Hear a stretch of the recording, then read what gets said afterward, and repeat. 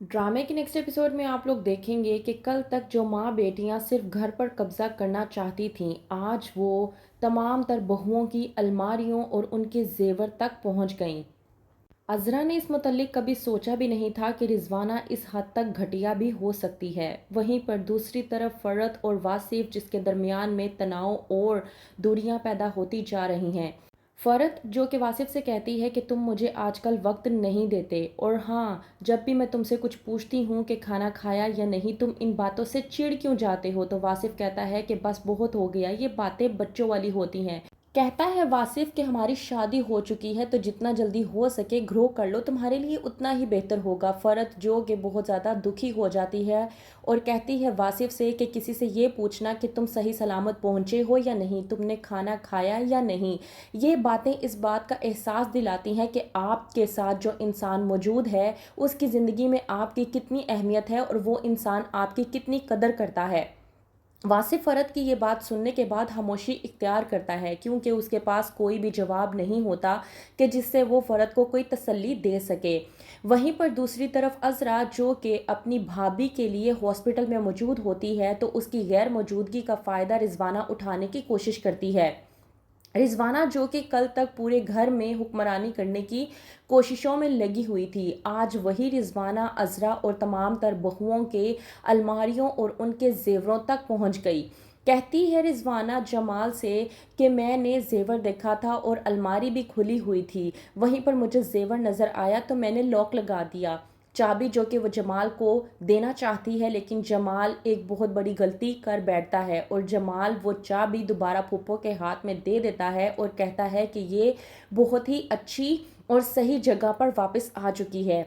बेहतर ये है कि ये चाबी आप अपने पास रखें और इसकी रखवाली भी आप करें, क्योंकि इससे ज़्यादा महफूज और हिफाजत में ये चीज़ें किसी और के पास हो ही नहीं सकती। जब अज़रा को ये बात शहनाज के ज़रिए मालूम होती है तो वो हक्की बक्की होकर रह जाती है। अज़रा शहनाज से कहती है कि मैं तो समझी थी कि ये औरतें सिर्फ हमारे घर पर कब्ज़ा करना चाहती हैं, लेकिन ये औरतें हमारी अलमारियों और यहाँ तक कि हमारे जेवर तक पहुँच गईं, इस बात का तो अंदाज़ा मुझे था ही नहीं। ये लोग चोरी चकारी भी कर सकती हैं, ऐसा तो मैंने सोचा भी नहीं था। कहती है अज़रा शहनाज से कि तुमसे जितना जल्दी हो सके तुम जाकर मेरी अलमारियों को चेक करो कि इसने कोई चोरी तो नहीं कर ली।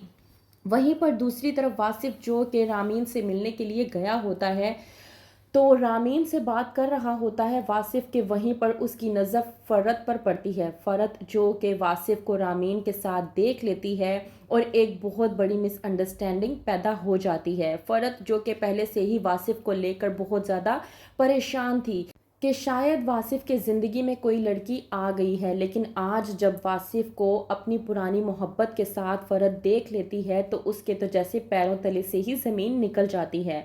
फ़रत ने सोचा भी नहीं था कि उसके सामने वासिफ की ऐसी सच्चाई सामने आएगी। फ़रत जिसने वासिफ पर आंखें बंद करके भरोसा किया और ये तक नहीं सोचा था कि वो अपनी पुरानी मोहब्बत के पास वापस जाएगा। बेशक वो एक काम के सिलसिले में रामीन के पास वापस गया था, लेकिन रामीन की बात फ़रत से छुपा कर वासिफ ने बहुत बड़ी गलती की, जिसकी बिना पर फ़रत और वासिफ के रिश्ते में एक बहुत बड़ा तनाव और दूरी पैदा हो सकती है। तो क्या होगा आगे?